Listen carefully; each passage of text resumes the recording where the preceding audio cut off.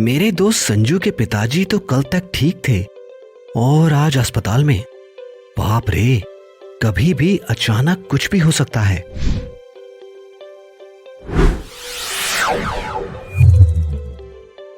अरे जी, आज आपका दोस्त शंभू आया था ना? बड़ा परेशान था, क्या हुआ? उसके पिताजी कल गिर गए।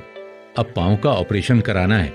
बेचारे के पास पैसे नहीं है, तो पैसे इकट्ठे कर रहा है सब जगह से। मुझसे पूछ रहा था कि तुमने पिछले महीने अपने पिताजी का ऑपरेशन कितनी आसानी से करवाया, वो कैसे? बताया नहीं आपने उसे अपनी बाल्टियों वाली कहानी?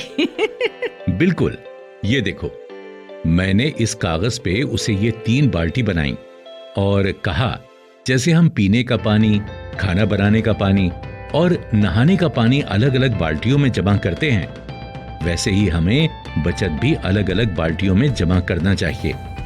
सबसे पहले हम पीने का पानी भरते हैं, तो वैसे ही हमें ये इमरजेंसी खर्चों वाली बाल्टी भरनी चाहिए।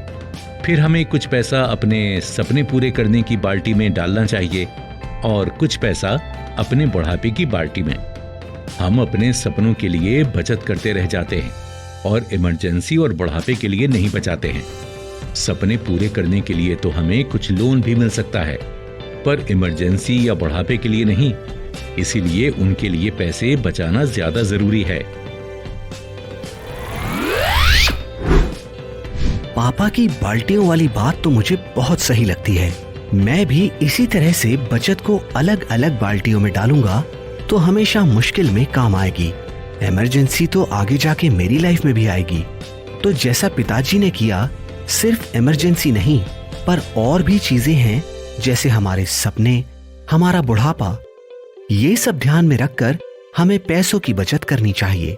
सही कहा रवि, हमें बचत को हमेशा 3 चीजों में विभाजित करना चाहिए, जैसे कि इमरजेंसी जो कभी भी बिना बताए आ सकती है, इसलिए हमें सबसे पहले इसके लिए कुछ पैसे अलग रखने चाहिए।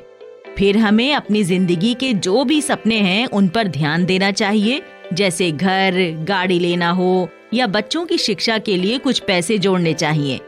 और हमें कुछ पैसे बुढ़ापे के लिए भी अलग करने चाहिए। तो यही तरीके से पिताजी ने बचत की, तो पिछले साल कोविड जैसी इमरजेंसी में हमें बचाए हुए पैसे ही तो काम आए, वरना कितनी मुश्किल आ जाती। हाँ बेटा, तो लगभग 3 महीने तक के खर्चे और EMI के पैसे एक सुरक्षित जगह जैसे एक अलग बैंक अकाउंट या लिक्विड म्यूचुअल फंड में निवेश किए। और ये हमारी इमरजेंसी की बाल्टी है, इसे हमने अलग रखा ताकि ये रोजमर्रा के खर्चे में काम ना आ जाए। हाँ बेटा, और अब तेरा जॉब लग गया है तो हर महीने कम से कम 500 रुपए बुढ़ापे के लिए बचत में डाल दो। जब इमरजेंसी के पैसे जुड़ जाएं, तो धीरे धीरे करके बुढ़ापे की बचत को और बढ़ाओ। इससे 60 साल होने तक काफी रकम जुड़ जाएगी। अब देख, बुढ़ापे में तो काम भी नहीं मिलता और उधार भी नहीं, और खर्चे तो बढ़ ही जाएंगे। बुढ़ापे के लिए NPS, APY या PPF में पैसे रख सकते हैं।